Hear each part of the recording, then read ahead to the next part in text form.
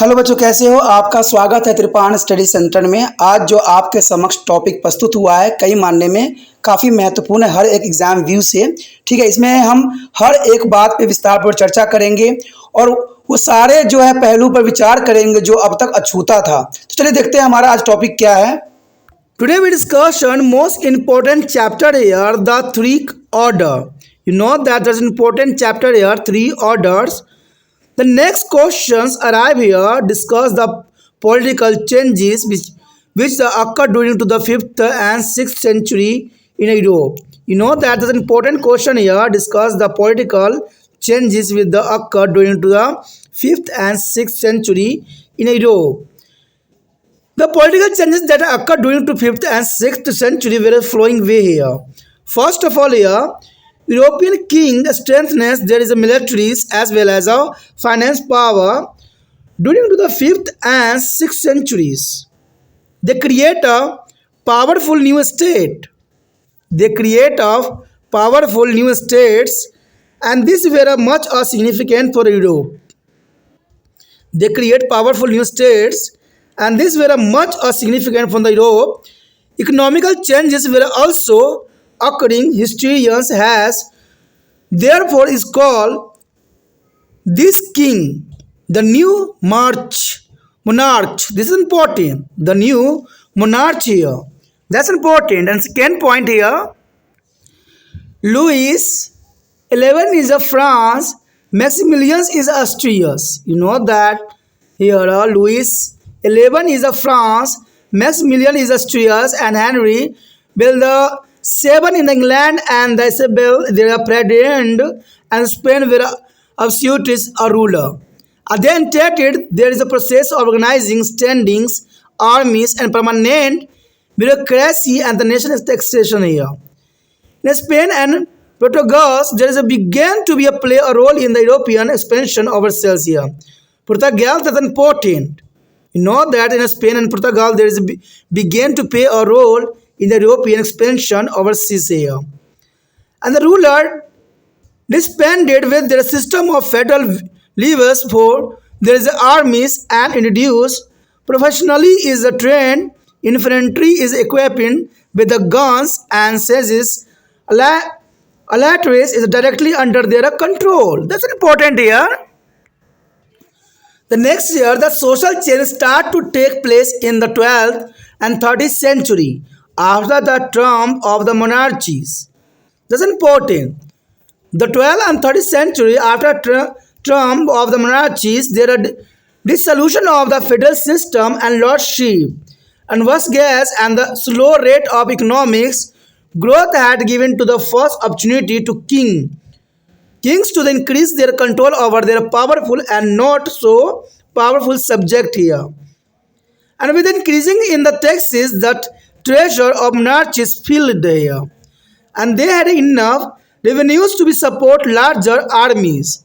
They also defended and expanded their fortresses as the ruthless is destroyed their internal back wings without resistance from the autocracy. Centralization could not be done.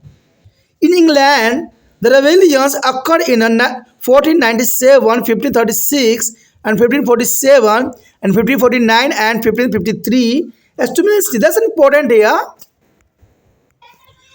In France, Louis XI is a 1461 to 83, a very too long struggle against the duchess and their princes.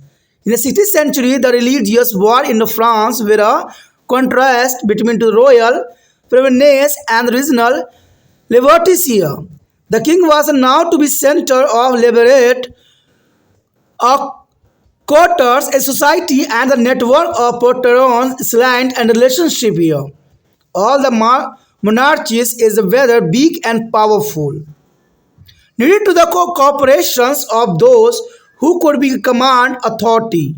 It did not be matter whether they were big and strong, but it became the means of ensuring cooperation, and it could also be obtained by the means of money.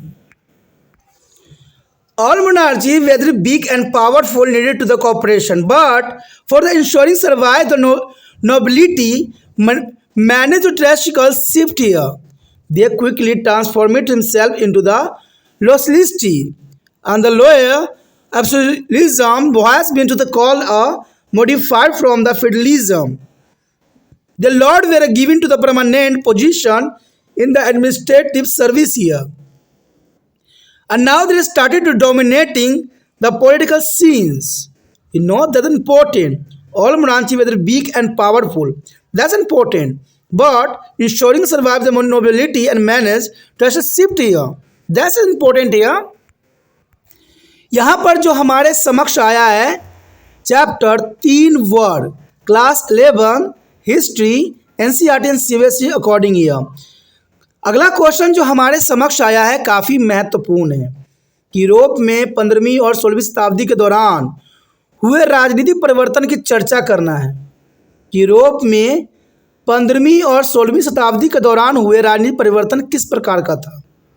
कौन समय काल में 15वीं और 16वीं शताब्दी के दौरान राजनीतिक परिवर्तन देखा जाए तो 15वीं और 16वीं शताब्दी के दौरान हुए राजनीतिक परिवर्तन काफ़ी महत्वपूर्ण रखता है।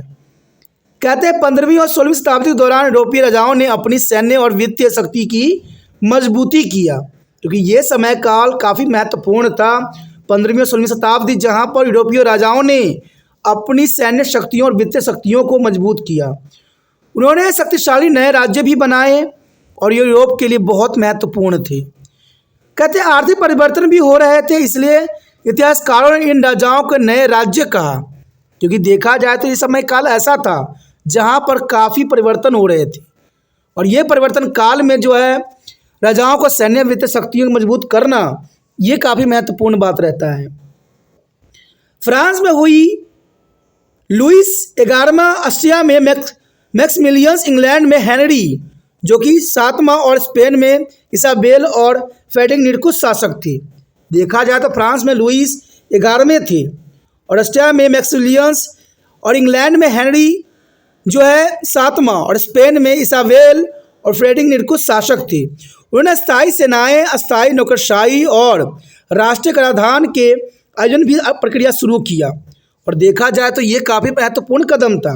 कहते हैं स्पेन और पुर्तगाल में उन्होंने विदेश में यूरोपीय विस्तार में भूमिका निभाई जो शुरू कर दी। यानी देखा जाए तो उन्होंने स्पेन और पुर्तगाल में विदेशियों में अपनी भूमिका सुनिश्चित किया, जो कि काफ़ी महत्वपूर्ण है। देखा जाए तो शासकों ने अपनी सेनाओं के लिए समांतर शुल्क की व्यवस्था खत्म कर दिया और बंदूकों और घेराबंदी तोपखानों से लैस पेशेवर रूप से जो है प्रशिक्षित पैदल सेना के सीधे अपने नियंत्रण में ले लिया।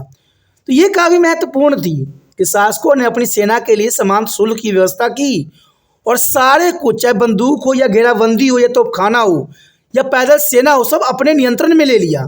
इससे ये हुआ कि राजा जो थे उस समय शक्तिशाली हो गए। 12वीं और 13वीं शताब्दी में राजतंत्रों की विजय के बाद सामाजिक परिवर्तन होने शुरू हुए और कहते हैं धत्व जागीरदारी की समानती व्यवस्था के विघटन और आर्थिक विकास की धीमी दर ने राजाओं को अपने शक्तिशाली और कम शक्तिशाली विषय पर अपना नियंत्रण बढ़ाने का पहला अवसर दे दिया। यानी यहाँ पर 13वीं और जो है 12वीं शताब्दी में ये बात तो साफ हो गई कि राजा अपनी जो है कमजोरियों को यहाँ उजागर नहीं होना देना चाहते थे और वो अपने सभी चीज़ों पर जो है नियंत्रण रखना को गवा नहीं सकते थे। इसलिए ये 13वीं और 12वीं शताब्दी इनके विजय के लिए काफ़ी महत्वपूर्ण था कि इन्होंने अपनी गलतियों भी सुधारी और अपने आप को भी व्यवस्थित किया। देखा जाए तो करों में वृद्धि ने राजाओं का खजाना भर गया। करों में जिन्होंने वृद्धि किया, जो लोगों के कर को बढ़ा दिया, इससे इनकी खजाना जो है पूरी तरह से भर गया और बड़ी सेनाओं का समर्थन करने के लिए उनके पास पर्याप्त राजस्व भी था। अब इतने बड़े सेना को जो कंट्रोल करने के लिए उनके पास पर्याप्त मात्रा में राजस्व था, जिससे वो सेनाओं का जो है पूरी तरह समर्थन अपने हाथों में ले सकते थे। उन्होंने अपनी सीमाओं की रक्षा और विस्तार भी किया और आंतरिक कहल को बेरहमी से नष्ट भी कर दिया। कहते अभिजात वर्ग के प्रतिरोध के बिना केंद्रीकृत नहीं किया जा सकता था। इंग्लैंड में विद्रोह जो है 1497, 1536, 1547, 1549 और 1553 में एक साथ हुए। अब देखा जाए तो इंग्लैंड में विद्रोह जो कि ये सभी समय काल में हुए, जो कि काफ़ी महत्वपूर्ण था।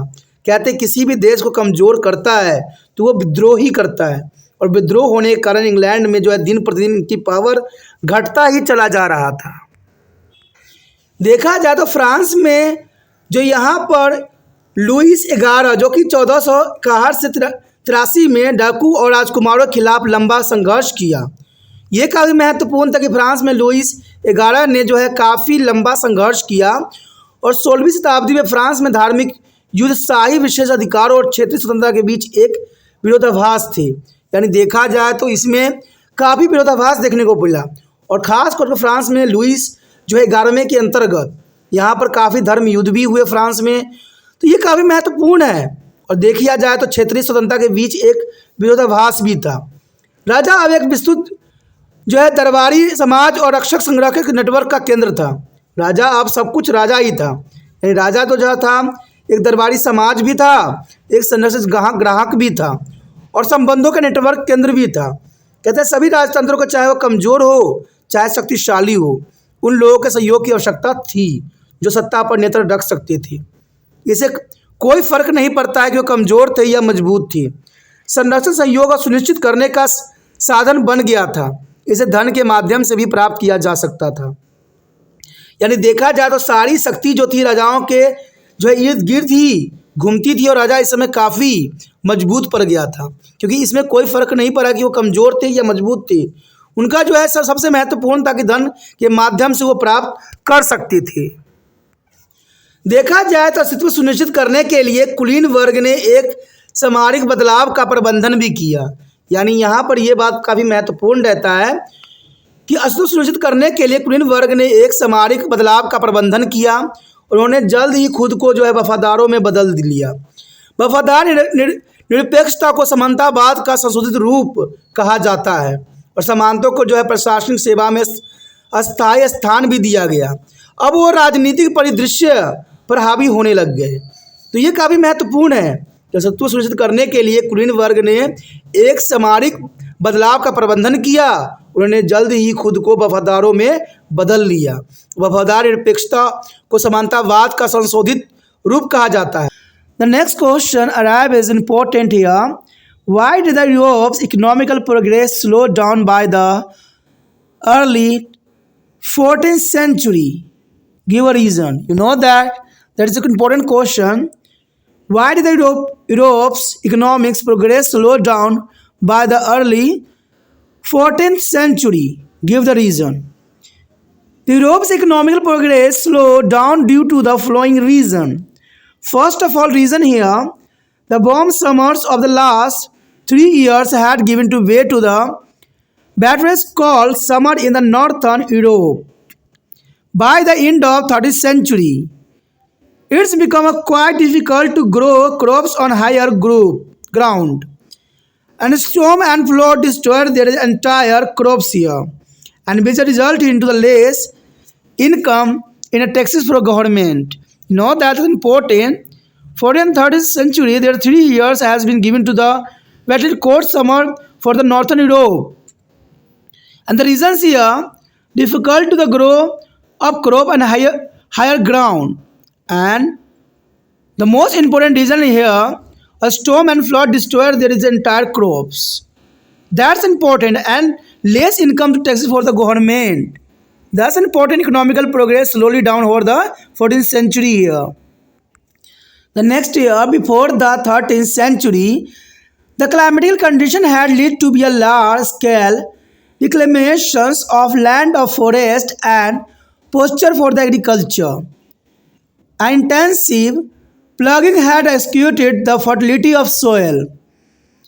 The storage of pasture reduced the number of cattle, and Europe was hit by the severe famine between to the 1315 and 1317. By the 1320s, there is occurred a massive cattle death here. That's important point here. There is the occurred massive cattle death here, and trade was hit by the severe shortage of metal money because of a shortfall in a silver mine in Austria and Siberia. It forced the government to reduce the silver content of currency and to be mix it with the cheaper metals here. With the expansion of trade in the 13th and 14th century, Ships carry goods from the distant countries had started to the arriving in the European ports here. Along with the ships come rats with the deadly bubonics and plug infections.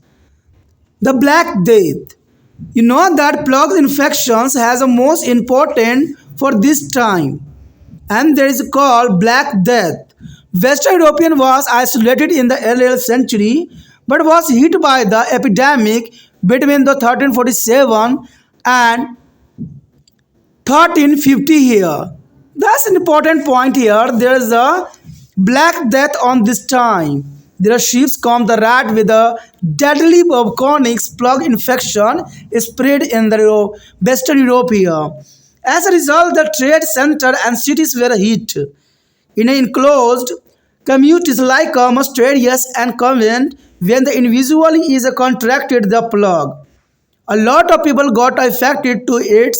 The plug took its world toll among their infant, their young and elders. That's an important point. यहाँ पर जो हम कर रहे हैं chapter काफ़ी महत्वपूर्ण है। 3 वर्ग क्लास 11th हिस्ट्री यानी कक्षा 11वीं का जो इतिहास का यहाँ पर है क्वेश्चन। हमारा अगला क्वेश्चन जो है काफ़ी महत्वपूर्ण है कि 14वीं सदी की शुरुआत तक यूरोप की आर्थिक प्रगति धीमी क्यों हो गई। ये बहुत बड़ा कारण है। देखा जाए तो 14वीं शताब्दी की शुरुआत तक यूरोप की आर्थिक जो है प्रगति धीमी हो गई। तो कोई कारण हो सकता है, तो उन्हीं कारणों पर यहाँ पर जो है हमने विश्लेषण करने हैं, समझनी है। तो ये काफ़ी महत्वपूर्ण बात यहाँ रहने वाला है। यूरोप की आर्थिक प्रगति निम्नलिखित कारणों से धीमी हुई। तो पहली कारण तो यही होती है कि पिछले 300 वर्षों जो है गर्मियों ने जो है 13वीं शताब्दी के अंत तक उत्तरी यूरोप में कड़ाके की ठंडी गर्मी का मार्ग प्रशस्त कर दिया था और ऊंची भूमि पर फसल उगाना काफ़ी कठिन हो गया था। इवन तूफान और बाढ़ ने सारी फसलें नष्ट भी कर दी, जिसके परिणाम स्वरूप सरकार को करों के रूप में आय कम हो गई। तो ये काफ़ी महत्वपूर्ण कारण हो सकता है कि पिछले 300 वर्षों की गर्मियों ने 13वीं शताब्दी के अंत तक उत्तरी यूरोप में कड़ाके की ठंडी गर्मी के मार्ग प्रशस्त कर दिया था और ऊंची भूमि पर फसल उगाना काफ़ी कठिन हो गया और तूफान और बाढ़ ने सारी फसलों को नष्ट भी कर दिया, जिसके परिणाम स्वरूप सरकार को करों की आय में कम भी करना पड़ा। अब देखिए, जब फसल नष्ट हो जाता सरकार उस पर ज़बरदस्ती कर नहीं लगा सकती, जिसके कारण 14वीं शताब्दी के शुरुआती दौर में ही आर्थिक प्रगति धीमी हुई। तो ये सबसे बड़ा कारण था गर्मी का प्रकोप। दूसरी बात यहाँ बताता है कि 13वीं शताब्दी से पहले जलवायु परिस्थिति के कारण कृषि के लिए जंगलों और चरगाहों की भूमि का बड़े पैमानों पर पुण्य ग्रहण हुआ था। यानी देखा जाए तो ये भी काफ़ी महत्वपूर्ण कारण बनता है कि जलवायु परिस्थिति के कारण कृषि के लिए जंगलों और चरगाहों की भूमि पर बड़े पैमाने पर जो है पुण्य ग्रहण हुआ था और सघन जुताई से मिट्टी की उर्वरकता समाप्त हो गई थी। चरगाहों की कमी ने मवेशियों की संख्या कम हो गई। चरगाहों की कमी देखिए, अगर चरगाहें कम होगा तो मवेशियाँ भी कम होंगे, क्योंकि ये सबसे बड़ी फैक्टर बनी थी इस समय कि देखा जाए सघन जुताई से मिट्टी की उर्वरकता जो है समाप्त हो जाने के कारण चरगाहों की कमी हो गई, जिसके कारण मवेशियों की संख्या भी कम हो गई। और 1315 और 1317 के बीच यानी 1315 से लेकर 17 के बीच के यूरोप में भयंकर अकाल की चपेट में आ गया और ये अकाल बहुत ही दुखदायक थी। कहते हैं 1320 के दशक तक बड़े पैमानों पर मवेशियों की मौत हुई। तो कहते हैं उस समय सभी लोग मवेशियों पर ही आश्रित थे और मवेशियों की इतनी संख्या में मौत होना बहुत बड़ी दुर्घटना का जो है चालक बन गया था। देखा जाए तो ऑस्ट्रिया और साइबेरिया में चांदी की खदानों की कमी के कारण धातु मुद्रा की भारी कमी से व्यापार प्रभावित हुआ, क्योंकि ऑस्ट्रिया और साइबेरिया में चांदी की खदानों में कमी आने लग गई, जिसके कारण व्यापार काफ़ी प्रभावित हुआ और सरकारों को मुद्रा में चांदी की मात्रा कम करने और सस्ती धातुओं के साथ मिलाने के लिए मजबूर किया।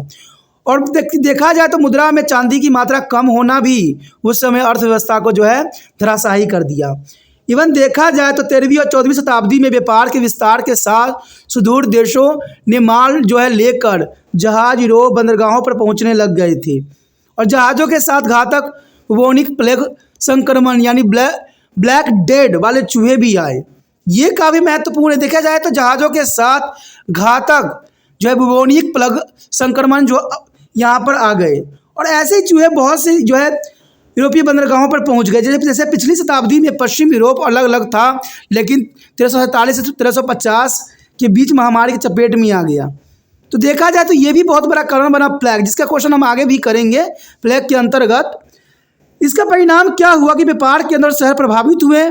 मठों और कॉन्वेंट जैसे बंद समुदाय में भी जब एक व्यक्ति प्लेग से संक्रमित होता था तो उसे बहुत सारे लोग इससे प्रभावित हो जाते थे। प्लेग ने शिशुओं, युवाओं और बुजुर्गों पर सबसे अधिक प्रभाव डाला। तो देखा जाए तो ये समय काल काफ़ी जो है संकटों का समय काल था, क्योंकि चार तरफा जो है यहाँ पर अटैक हुआ।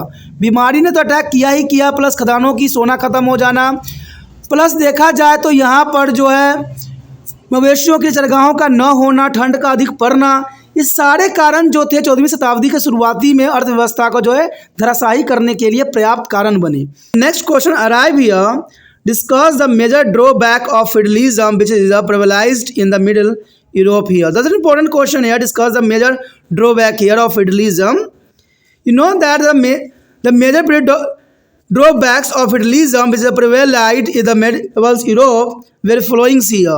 That's important. The major drawback here. It has divided the country into the small fiefs held by there is a federal lords here. And there are selfish and they carried more for themselves and ignored their interests of their country as a whole. Hence the feudalism give a blow to the national unity here. The central government become very big. You know that central government here very big here. The federal lord become more powerful and supreme. The vassals ignored to the order of the king. The king was entirely dependent on the federal lord and both for military and money. Sometimes they asserted there is independence and king could not be control them. Feudalism is encouraged rebellions and war. The power of the lord was increasing day by day and the king were become more and more weak. That's an important point here. The feudalism encouraged the rebellions and war. The war and rebellions, there is a very bad situation on this time. The power and the lord was increasing day by day and the king were become more and more weak. This encouraged a rebellious tendency among the nobles.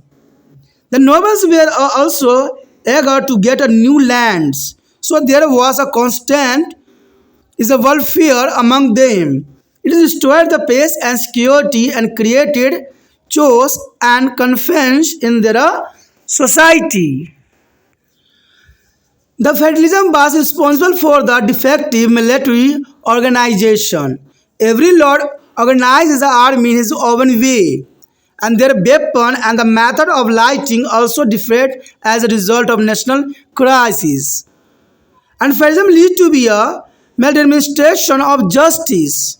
Every lord had his own court and laws. He decided the case and punished their people for the some crime that varied from the state to state. That's important point here. यहाँ पर जो हमारा question आया है 3 वर्ग कक्षा 11वीं history का जो यहाँ महत्वपूर्ण क्वेश्चन है, काफ़ी महत्व रखेगा। और हमारा अगला क्वेश्चन जो आया है काफ़ी महत्वपूर्ण है कि मध्ययुगीन यूरोप में प्रचलित समानतावाद की प्रमुख कमियों पर चर्चा करें।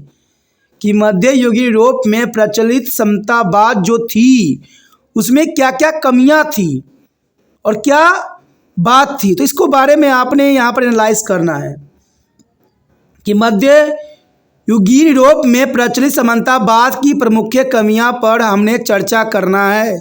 काफ़ी महत्व रखता है कि मध्ययुगीन यूरोप में प्रचलित समानतावाद की प्रमुख कमियां इस प्रकार थी। देखा जाए तो इसने देश को सामंतों को स्वामित्व वाली छोटी छोटी जागीरों में विभाजित कर दिया था।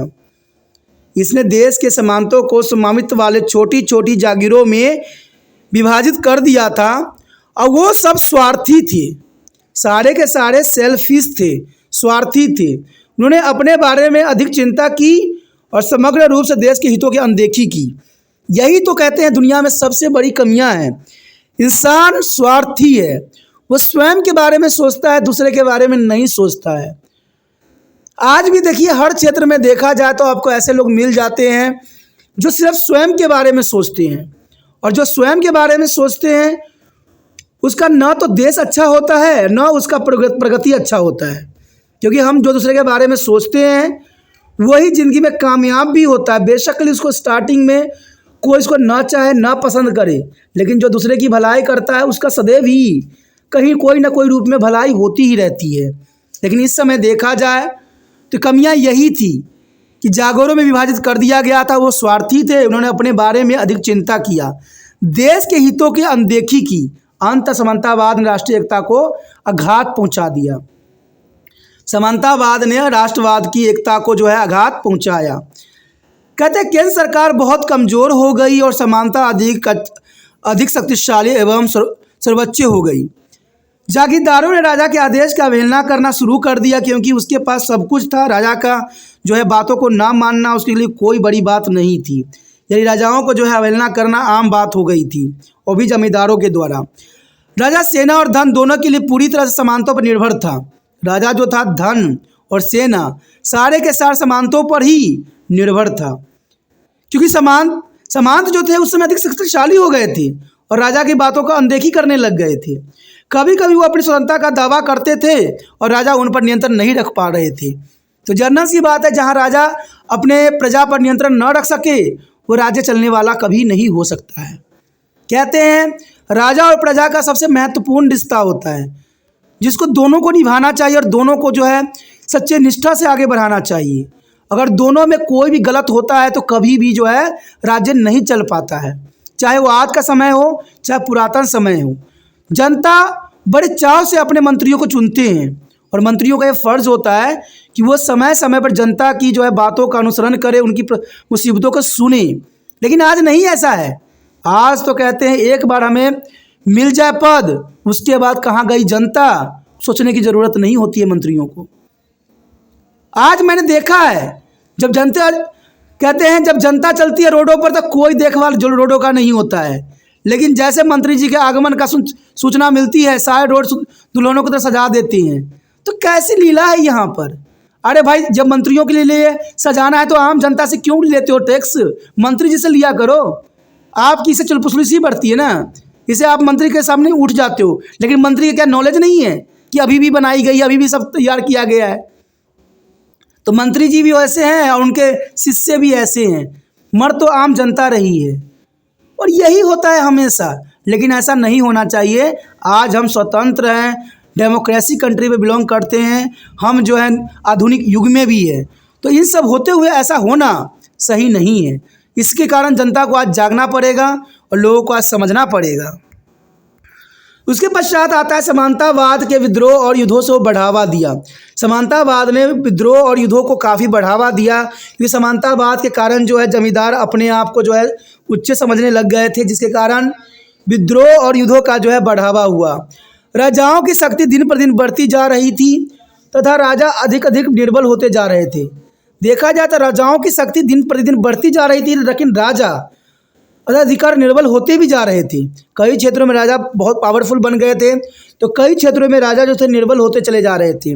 इससे सरदारों में विद्रोह प्रवृत्ति बढ़ा मिलावा, क्योंकि देखिए उस समय सरदारों के अंदर जो है था छोटे छोटे राज्य संरक्षित थी।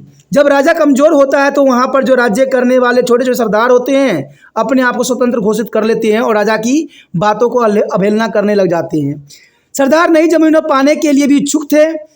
अंततः उन्होंने निरंतर युद्ध होता ही रहता था। सरदार चाहते थे कि उनकी और भी जो है सीमा बढ़े और अब अपने आप को राजा के सपने देखने लग गए। तो राजा सपना तभी सच होता है जब राजाओं को हराना होता है, तो ये सरदारें करने लग गए। तो ये काफ़ी महत्वपूर्ण बात रहता है। इसे शांति और सुरक्षा को नष्ट कर दिया और समाज में अराजकता का और भ्रम पैदा हो गई। यानी सुरक्षा और शांति जो है पूरी तरह से नष्ट हो गया और समाज में अराजकता का बोलबाला बढ़ गया। कहते हैं दोषपूर्ण सैन्य संगठन के समानतावाद जिम्मेदार था। दोषपूर्ण सैन्य संगठन, कोई भी देश को चलाने के लिए सैन्य संगठन काफ़ी महत्वपूर्ण होता है, लेकिन यहाँ पर सैन्य संगठन जो थी दोषपूर्ण थी। प्रत्येक स्वामी ने अपने सेना को अपने ढंग से संगठित किया और राष्ट्र संकट के परिणाम स्वरूप उनके हथियार और प्रकाश व्यवस्था के तरीकों भी विभिन्न हो गए। तो ये काफ़ी महत्वपूर्ण रहता है कि राष्ट्रीय संकट के परिणाम स्वरूप उनके हथियार और प्रकाश व्यवस्था के तरीके भी विभिन्न हो गए। समानतावाद के कारण न्याय का जो है कुप्रबंधन हुआ और प्रत्येक स्वामी का अपना न्याय और कानून था। उन्होंने मामलों का फैसला किया और लोगों को एक ही अपराध के लिए दंड भी किया जो संपत्ति तक भिन्न था। यानी देखा जाए तो एक ही अपराध के लिए अलग अलग दंड देना इस समय की सबसे बड़ी जो है कुरीतियों में से एक नीतियाँ मानी जा सकती है, क्योंकि कहते हैं अपराध अलग और सज़ा एक संभव नहीं थी। और इन सब कारणों से जो है यहाँ पर इन सब कमियाँ थी, जो ये काफ़ी महत्वपूर्ण बात रखता है। The next question arrive here, how did the changing nature of population affect the economic and society in the Europe? You know that is an important question. How did the changing nature of population affect the economic and societies in the Europe? That's an important question here. A long-term change in the population level affecting their economy and societies in the following way. You know that's important. Long-term change in the populations is effect here. There is a many way here. First of all here, a number of towns come into begin. There is a number of towns come begin here, and they also become the center of trade and commerce. Society become more advanced and civilized here. That's important. Society become more advanced and civilized here. This change brought about the new changes in agricultural production, and production reached its peak. Good quality, good were produced, which increasing the life expectancy rate here. There is a good quality, good were produced, which increasing the life expectancy rate here.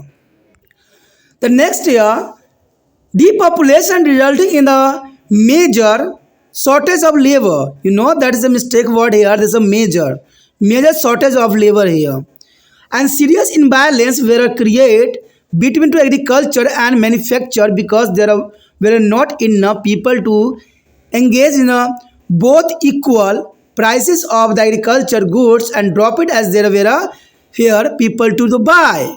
That's important here. Depopulation resulting in a major shortage of labor, and wage rate are increasing because there are demand of labor. A particular agriculture labor rose in England by much as a 20-50% in aftermath of a Black Death. Aftermath of there's a aftermath of the Black Death. You know that there is a mistake here. There is a month, not a math. After the month of the Black Death here, the woman spun. There is a verb. Is fabric and children work in the Lord as a vine presses here. And the manor could not be completely self-sufficient because salt, millstone and metal ware had to be obtained from outside. That's important here. The manor could not be a completely self-sufficient because salt, a millstone and the metal ware had to be obtained from outside. यहाँ पर जो हमारे समक्ष आया है अगला question, जो ये क्लास 11वीं इतिहास का है, चैप्टर 3 वर्ग, काफ़ी महत्वपूर्ण चैप्टर है। और हमारा अगला क्वेश्चन जो है काफ़ी महत्वपूर्ण है कि यूरोप में जनसंख्या की बदलती प्राकृतिक ने अर्थव्यवस्था और समाज को किस प्रकार प्रभावित किया।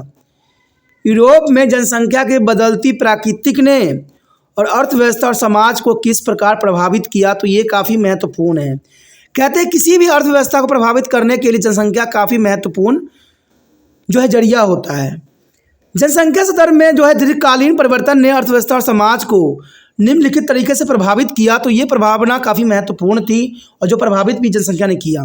पहली बात तो यही आता है कई शहर अस्तित्व में आ गए, इसके कारण जनसंख्या वृद्धि होने से कई शहर जो है अस्तित्व में आए हैं, इसमें कोई दो राय नहीं है। वो व्यापार और वाणिज्य के केंद्र भी बनाए गए हैं और समाज अधिक उन्नत एवं सभ्य भी हो गया है। तो ये काफ़ी महत्वपूर्ण बात है कि समाज अधिक उन्नत एवं सभ्य भी हो जाता है। और इस परिवर्तन से कृषि उत्पादन में नए परिवर्तन भी देखने को मिले, क्योंकि जनसंख्या बढ़ेगा तो कृषि में उत्पादन में नए परिवर्तन भी देखना कोई बड़ी बात नहीं थी। उत्पादन अपने चरम पर पहुंच गया और अच्छी गुणवत्ता वाली वस्तुओं का उत्पादन किया गया, जिससे जीवन प्रत्याशा दर में काफ़ी वृद्धि होने लग गई। तो ये काफ़ी महत्वपूर्ण बात है कि जनसंख्या वृद्धि होगी तो अर्थव्यवस्था में भी काफ़ी बदलाव देखने को हमें मिल सकता है। जनसंख्या हर्ष के परिणाम स्वरूप श्रम की भारी कमी हो गई और कृषि और विनिमय के बीच गंभीर असंतुलन पैदा हो गया, क्योंकि दोनों में सामान्य रूप से संलग्न होने के लिए पर्याप्त लोग नहीं थे। कृषि वस्तुओं की कीमतें गिर गई क्योंकि खरीदने के लिए कम लोग थे। कृषि वस्तुएं कीमत गिर गई क्योंकि खरीदने के लिए बहुत ही कम लोग थे। मजदूरी दरों में वृद्धि हुई क्योंकि ब्लैक डेथ के बाद इंग्लैंड में श्रम विशेष के रूप में कृषि श्रम की मांग जो है 250% बढ़ गई। जर्नल सी बात है, जो यहाँ पर प्लेग फैली यानी ब्लैक डेथ हुई, जिसके कारण श्रमिकों की संख्या कम गई। और यहाँ पर देखा जाए तो काफ़ी मात्रा में जो है श्रमिकों की संख्या घटी। देखा जाए तो काफ़ी महत्वपूर्ण है कृषि बटन की जो है मांग 25% बढ़ने के कारण ये भी रहा, क्योंकि इंग्लैंड में जो है ब्लैक डेथ काफ़ी हुई। महिलाएं कपड़ा बुनती थी और कपड़े बुनती थी और बच्चे जो है वाइन प्रेस में काम करते थे। ये काफ़ी महत्वपूर्ण बात है कि महिलाएं कपड़ा बुना करती थी और बच्चे जो है भगवान की वाइन प्रेस में काम करते थे। तो ये काफ़ी महत्व रखता है। यहाँ पर कहते हैं जागीर पूरी तरह से आत्मनिर्भर नहीं हो सके। देखा जाए तो जागीर पूरी तरह से जागीरदार जो थे पूरी तरह से आत्मनिर्भर नहीं हुए, क्योंकि उनमें नमक, चक्की और धातु के बर्तन बाहर से प्राप्त करने पड़ते थे। And the next question arrive here, this is important. How will the trade and city effect by the plugs? You know that in this time the plug is very dangerous for human beings, and how were trade and city affected by the plug disease? That's an important question here. Plug affected the trade and cities of flowing manner here. With the expansion of trade in the 3rd and 4th centuries, ships carried a good from the distant country had started to arriving in the European port. Rats come along with the sheep and carrying away the infection of the bubonic plague. There is a note here. The rat is travel. There is other country, and there Europeans port and the spread of disease of infection of plague here. As a trade center, cities were hardest hit. In close communities like monasteries and convent, when individual to contract the plague. Know that the community, monasteries and convent, there is contact with the plague. It was not long before everyone did. The plague took it is a worst toll among the infant, young and the elder. You know that plague is spread here to the infant, youngs and elder. And plague also lead to the depopulation, which is resulting in a major shortage of labor. There is a major problem here, economical crisis, because the major shortage of labor on this time. That's important here. यहाँ पर जो हमारा अगला question आया है class 11वीं इतिहास के अंतर्गत चैप्टर जो है 3 वर्ग, और हमारा अगला क्वेश्चन जो है काफ़ी महत्वपूर्ण है कि प्लग से व्यापार और शहर किस प्रकार प्रभावित हुए। देखा जाए तो ये काफ़ी महत्वपूर्ण बात आती है कि इस समय जो है बीमारी ने जो कि प्लग से थी, प्लग की बीमारी थी जो चूहे से फैलता था, और ये बीमारी जो है यूरोप में पूरी तरह ही माम मचा दिया। जनसंख्या खत्म हो गई, लेबरों की कमी हो गई, बच्चे बूढ़े नवजात सब पे बुरा असर पड़ा। देखा जाए तो एक बीमारी थी ये जो हमारे बस में नहीं था। कहते हैं चूहे जो होते थे जो प्लग बीमारी फैलाने का मुख्य कारक बनते हैं, चोरी छुपे जहाज़ों पे आ गए और पूरे शहर में त्राहिमाम मचा दिया। ये तो प्राकृतिक आपदा ही एक तरह से देखा जाए है, लेकिन आज जो पूरा विश्व त्राहिमाम कर रही है ये तो प्राकृतिक आपदा नहीं है, ये तो मनुष्य के लिया गया अपने चाल चले गए और अपने राज्य को विस्तार के लिए किया गया एक षड्यंत्र है। आज देखिए विश्व जो है 3rd वर्ल्ड वॉर की तरफ बढ़ रही है। क्या आपको लगता है कि आज ऐसा करना चाहिए? हमने देखा था प्रथम विश्व युद्ध हुई तो इसके रिगार्डिंग में एक संस्था बनाई गई जिसका काम था विश्व युद्ध को रोकना, लेकिन वह वहाँ पर भी असफल रही। जब 2nd वर्ल्ड वॉर हुआ तो उस समय भी ऑर्गेनाइजेशन बनाई गई जो विश्व जो है युद्धों को रोकने के लिए, लेकिन आज वो भी फेल है। आखिर देखा जाए तो ये किस मकसद की तरफ बढ़ रही हैं? जमीन के टुकड़े के लिए आपस में लड़ रहे हैं, धर्म पे लड़ रहे हैं। कहते हैं दोस्तों, एक व्यक्ति की सोच विचार पूरे जनता को नुकसान पहुंचाती है। मेरा विचार तो यही है कि जिस व्यक्ति को प्रॉब्लम है, जिस व्यक्ति को ऐसा चाहिए, उन दोनों व्यक्तियों को आपस में तलवार दे दो और आपस में कह लो फैसला कर लेने के लिए। जनता क्यों मरे? जनता को नुकसान क्यों हो? जनता ददर क्यों भटके? क्या मंत्री लोग कभी ददर भटकते हैं? आराम से जो है बिस्तरों पे सोते हैं, चैन से नींद सोते हैं, अच्छे से खाना खाते हैं। मेन प्रॉब्लम किसको आता है? आम गरीबों को आती है, जनता को आती है। लेकिन जनता तो कभी नहीं कहती कि युद्ध करो। आप कहते हैं युद्ध किसी भी काल में सही नहीं था। युद्ध जब भी हुआ है और व्यक्ति समझदार होता है तो पहले जो है बात से बात करने की कोशिश करता है, और ये हमारे ग्रंथों में भी लिखी गई है। कई जगह इसका उदाहरण भी हमें मिलता है। आप स्वयं ही समझदार हो कि युद्ध कभी भी किसी देश काल के लिए अच्छा नहीं होता है। लेकिन ना जाने ये इंसान कब समझेंगे। और युद्ध पूरा जनता नहीं चाहती है। युद्ध तो दो मंत्रियों की आपसी मतभेद होता है, और उसी मतभेद में पूरा जनता को जो है घसीट देती है।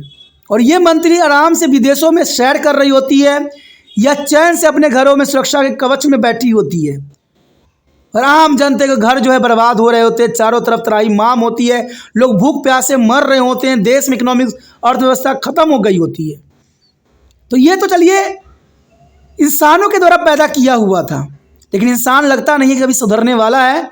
न आज सुधरा है, न कल सुधरेगा, न भविष्य में सुधरने वाला है। क्योंकि इंसान को तो अपना इतिहास में नाम दर्ज करवाना है।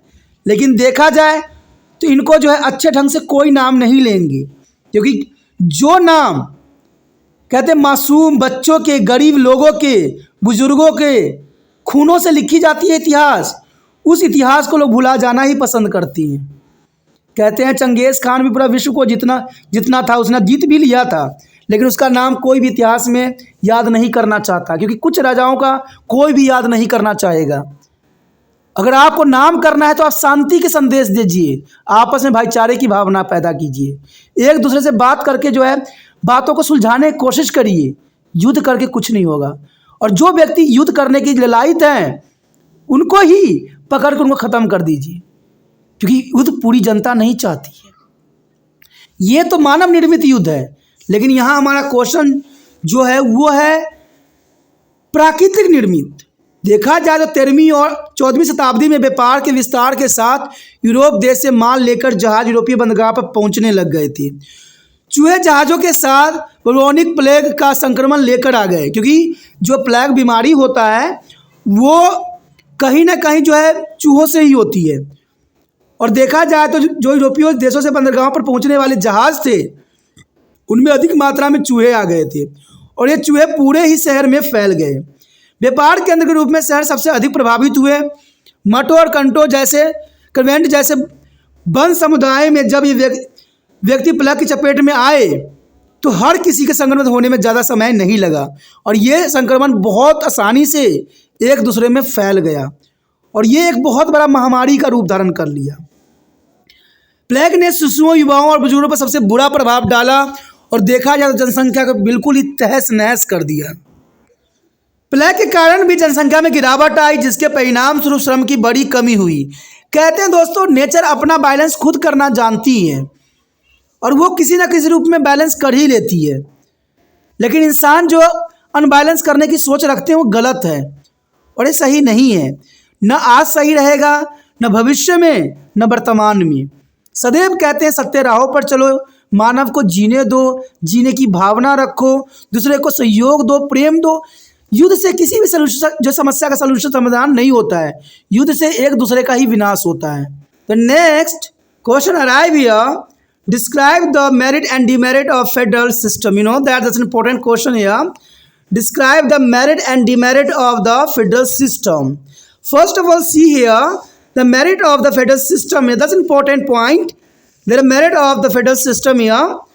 Federal provide to the security of life and poverty to be a common people. You know that's an important point here. The federalism provided to the security of life and property to be a common people. The federal law established order during the period of disorder and confusion this time here. The federal law established order to during to the period of disorder and confusion here, and federalism exercise on effective check upon to the autocratic rules of kings. That's important. Federalism exercises on the effective check upon to the autocratic rules of the kings here. The next year, the demerit of federal system. You know that the demerit of the federal system here, that's an important question. The federal lord were to away quarrelings with the one another to expand their own state. You know that the own states here. As a result of it, the peace and order in the society were often disturbed here. The federal lord were allows is quarrelings with one another to expand their own state. As a result of it, the peace and order in the society were often disturbed here. That's an important point. The federal system provides as obstruction to be growth of political unity. The federal system provides obstruction to be growth of political unity here. And federalism was based on the exploitations of common man. The federal lord used to live the luxury life while the peasant and other common man live in the miserable condition. Now that is important. The federal lord used to live a luxury life while the peasant and other common man live in the miserable condition here. यहाँ पर जो हम chapter कर रहे हैं 3 वर्ग class 11वीं इतिहास, हमारा आखिरी क्वेश्चन जो आया है काफ़ी महत्वपूर्ण है कि समानता व्यवस्था गुण और दोषों का हमने यहाँ पर एनालाइज करने हैं कि समानतावाद का जो है गुण क्या है और दोष क्या है। सबसे पहले हम बात अगर करें समानता व्यवस्था के गुण का तो ये काफ़ी महत्वपूर्ण रहेगा। देखा जाए तो समानता व्यवस्था के गुण क्या थे। कहते हैं समानतावाद ने आम लोगों के जीवन और संपत्ति की सुरक्षा प्रदान किया। तो ये काफ़ी महत्वपूर्ण गुण थी इसके कि समानतावाद ने आम लोगों के जीवन और संपत्ति की सुरक्षा प्रदान किया, जो कि काफ़ी महत्वपूर्ण बात यहाँ रखता है। समानता प्रभुओं ने अव्यवस्था और जो है भ्रम की अवधि के दौरान व्यवस्था स्थापित भी किया। समानता जो है प्रभुओं ने जो व्यवस्था और अव्यवस्था और भ्रम की अवधि के दौरान व्यवस्था स्थापित किया, तो ये काफ़ी महत्वपूर्ण बात थी। समानतावाद ने राजाओं के निरंकुश शासन पर प्रभावी नियंत्रण भी रखा। समानतावाद ने राजाओं के निरंकुश शासन पर प्रभावी नियंत्रण रखा, जो काफ़ी महत्वपूर्ण है। उसके पश्चात अगर हम नज़र दौड़ाएं समानतावाद के अव्यवस्था के अवगुण, समानतावाद के अव्यवस्था के क्या गुण थे और क्या अवगुण, तो इसके कारण जो है हम गुणों का यहाँ पर अध्ययन कर रहे हैं। गुण तो हमने किया, अब गुण को भी जान ले तो हमें काफ़ी रहेगा सही। समानता स्वामी अपनी संपत्ति का विस्तार करने के लिए हमेशा एक दूसरे से झगड़ते रहते थे। ये बात काफ़ी महत्वपूर्ण थी कि ये अब गुणों के अंतर्गत है कि आपस में हमेशा एक दूसरे से लड़ते झगड़ते रहते थे। इसके परिणाम स्वरूप समाज में शांति व्यवस्था प्राय भंग हो जाती थी।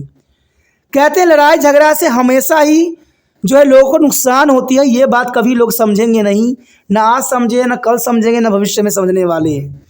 और इसके कारण समाज में शांति व्यवस्था जो भंग होगी तो होती ही रहेगी, इसमें कोई दो राय नहीं है, क्योंकि लोग समझदार नहीं हैं, लोग मूर्ख हैं। कहते हैं जो बातें विचारों से हो सकती है, बातों से हो सकती है, उसके लिए इतना भयंकर भयंकर हथियारों का यूज़ करना कभी भी मानवता को कभी भी प्रचालक नहीं है। और मेरा विश्वास है कि भविष्य में इनको कोई भी याद नहीं रखेगा, हमेशा ये दुख दर्द वाली बातें ही रहेगी। कहते हैं युद्ध से आम जनता को तकलीफ होती है, बड़े लोगों को कुछ भी नहीं होती है। बड़े लोग तो निश्चिंत से इस देश से उस देश ट्रैवल कर जाते हैं, रह जाते हैं आम गरीब बच्चे लोग जो सिर्फ रोते हैं, जीवन उनके जीते हैं। लेकिन क्या युद्ध को रोका नहीं जा सकता? रोका क्यों नहीं जा सकता? कहते हैं अगर हम की भावना रहेगा तो जीवन में कभी भी कामयाब नहीं हो सकता है। और मेरा विश्वास है इतिहास में जो व्यक्ति इनके बारे में लिखेगा वो सबसे बड़ा मूर्ख होगा। ये इतिहास नहीं बना रहे हैं, काला इतिहास बना रहे हैं, क्योंकि युद्ध किसी भी देश के लिए अच्छा नहीं है। मैं तो कहता हूँ हित की बातें ही हमें इतिहास में नहीं रखना चाहिए कि दूसरे व्यक्ति समझ दे और बोले कि उनका तो इतिहास में नाम है। अरे किस बात की नाम रख रहे हो इतिहास में?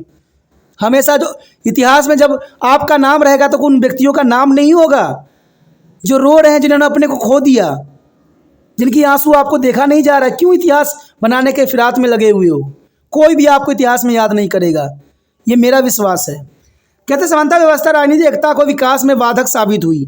अब जर्नल सी बात है, युद्ध लड़ाई होती रहेगी, इसमें अराजकता फैलेगी और इससे जो है राजनीतिक एकता के विकास में बाधक साबित होगा, इसमें कोई दो राय नहीं है। समानतावाद आम आदमियों के शोषण पर आधारित था। यही बात आ गई शोषण पे। कहते हैं कभी भी बड़े लोगों का शोषण नहीं होता, हमेशा आम आदमियों का ही शोषण होता है। समानतावाद आम आदमियों के शोषण पर आधारित था। समानता विलासितापूर्ण जीवन जीते थे। जो समानतावाद के विचारधारक थे वो विलासितापूर्वक जीवन जीते थे। कहते हैं आम गरीबों को लूट के जो है अपने तिजोरियां भरते थे। तो इसमें जो है समानतावाद हमेशा विलासितापूर्ण जीवन जीते थे, जबकि किसान और अन्य आम आदमी दयनीय स्थिति में अपना जीवन यापन करता था। कहते हैं 2 वक्त की इनको रोटी भी इकट्ठा नहीं हो पाता था। तो ये जहाँ पर अधिक गुण है, गुणों की संख्या बहुत ही कम है और ये काफ़ी महत्वपूर्ण क्वेश्चन एग्जाम व्यू से रखता है। तो इसी के साथ हमारा जो क्वेश्चन की सिलसिला चल रहा था यहाँ पर ठप हो जाता है। ठीक है, अगला हम चैप्टर पे फिर से मिलेंगे, फिर से हम आगे देखेंगे कि हमारा अगला चैप्टर में क्या क्या क्वेश्चन रहेगा। कुछ क्वेश्चन को उठाएंगे, तो आप बने रहे त्रिपाण सिटी सेंटर के साथ। और जितना हो सके शेयर करने की भावना आपके मन में बरकरार रहना चाहिए। जितना हो सके शेयर कीजिए, शेयर कीजिएगा तभी दूसरे बच्चों का केयर होगा, क्योंकि शेयर करने से ये होता है दूसरे बच्चों तक वीडियो पहुंच जाती है आसानी से। क्योंकि यूट्यूब में अगर कोई रिसर्च करता है तो जनरल सी बात है, जो पहले से वीडियो उपलब्ध है वही वीडियो सबसे पहले आते हैं, त्रिपाण सिटी सेंटर के नहीं आते हैं। अगर आपको समझ में आ रहा है, अच्छा लग रहा है, तो जनरल सी बात है दूसरे बच्चों तक शेयर करने की भावना बरकरार रहना चाहिए आपके मन में, क्योंकि आप ही एक माध्यम हो जिसको मैं कह सकता हूँ, समझ सकता हूँ। क्योंकि मैं किसी को नहीं जानता, सिर्फ आपको जानता हूं जो आप वीडियो देख रहे हो, समझ रहे हो। क्योंकि आपको समझ में आएगा तो दूसरे बच्चों को भी समझ में आएगा। तो आपसे थोड़ा सा ही कार्य कह रहा हूं कि सिर्फ यूट्यूब को जो है शेयर से लिंक कीजिए, कॉपी और व्हाट्सएप स्टेटस पर लगा दीजिए। जिनको देखना होगा देखिएंगे, जिनको नहीं देखना होगा नहीं देखेंगे। आपने अपना कार्य किया, त्रिपाण सिटी सेंटर ने अपना कार्य किया। कहते हैं हम दोनों अपने कार्य से अग्रसर हैं, इसलिए हम जग कल्याण के रास्तों पर अग्रसर हैं। ठीक है, पहली बार मेरे चैनल पे आए हो, पहली बार जो देख रहे हो, समझ में आ रहा है, अच्छा लग रहा है, तो जितना हो सके शेयर करने के साथ सब्सक्राइब भी कर लीजिए। क्योंकि सब्सक्राइब कीजिएगा तभी जो है अगले वीडियो का नोटिफिकेशन भी मिल पाएगा। तो सोचिए नहीं, विचार न कीजिए, अभी त्रिपाण सेंटर को सब्सक्राइब करके अपने मोबाइल में सेव कीजिए।